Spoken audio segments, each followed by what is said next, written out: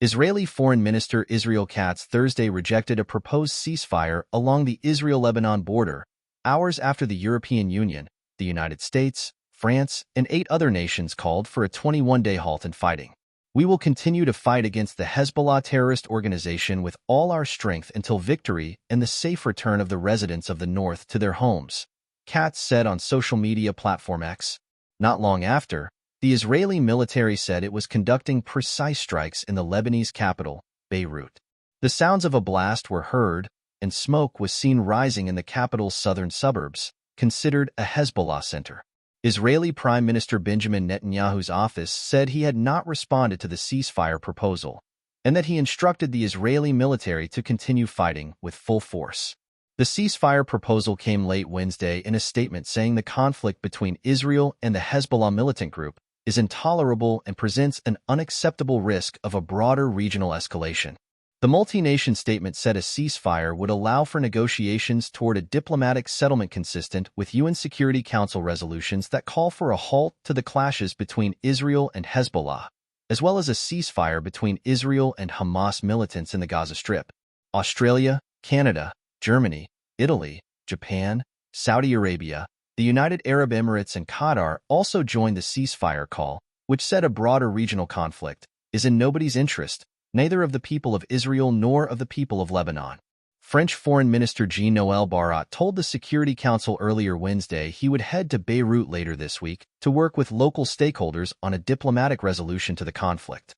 The developments come after some of the deadliest days in Lebanon since its civil war ended in the early 1990s. Israel's military said Thursday it had already carried out airstrikes on 75 Hezbollah targets in southern and eastern Lebanon and was continuing to conduct new attacks. Israel also detected about 45 projectiles crossing into its territory from Lebanon, the military said. Lebanon's state-run news agency said an Israeli attack near the city of Baalbek hit a building housing Syrian workers, killing 23 people and wounding 8 others. Lebanese health officials said Israeli strikes killed 50 people on Wednesday, bringing the death toll since Monday to 615 people, with more than 2,000 wounded. To all sides, let us say in one clear voice, stop the killing and destruction. Tone down the rhetoric and threats. Step back from the brink, UN Secretary-General Antonio Guterres told the Security Council Wednesday. An all-out war must be avoided at all costs. It would surely be an all-out catastrophe. Israel's army chief said Wednesday his troops should be prepared for a possible ground invasion of Lebanon, as Israeli fighter jets bombarded Hezbollah militant targets for a third straight day, and the militants launched a ballistic missile targeting the headquarters of Israel's Mossad intelligence agency near Tel Aviv, which Israel shot down. Lebanon's caretaker prime minister traveled to New York to attend the Security Council meeting.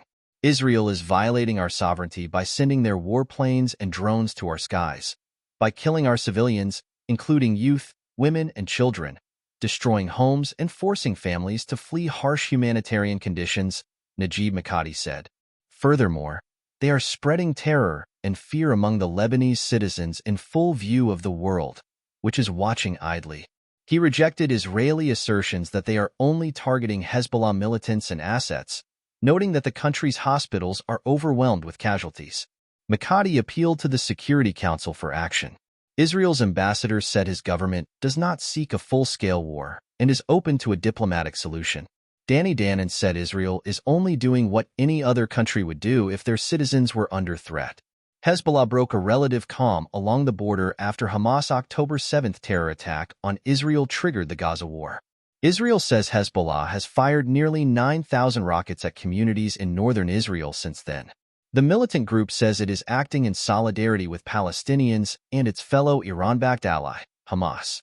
The fighting has killed 49 people in Israel, along with hundreds in Lebanon, and displaced tens of thousands on both sides of the border.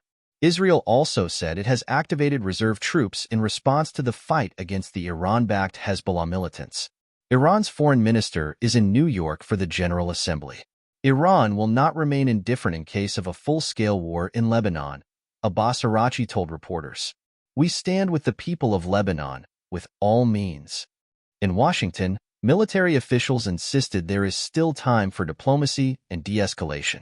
We want to see a diplomatic solution, and we want to see it urgently, Pentagon Deputy Press Secretary Sabrina Singh said, noting that the U.S. military is not providing Israel with any intelligence or military support for its operations in Lebanon. U.S. officials did voice concern that the fighting, combined with miscalculations and missteps, could bring on a bigger, more dangerous conflict.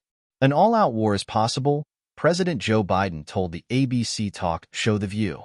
What I think is, also, the opportunity is still in play to have a settlement that could fundamentally change the whole region, he said. The war in Gaza began with Hamas' October 2023 attack on southern Israel, in which Palestinian militants killed about 1,200 people and took about 250 hostages. They are still holding around 100 captives, one-third of whom are believed to be dead. Israeli airstrikes and ground attacks have killed more than 41,400 Palestinians, mostly women and children, according to Gaza's health ministry, with the Israeli military saying the death toll includes thousands of Hamas fighters.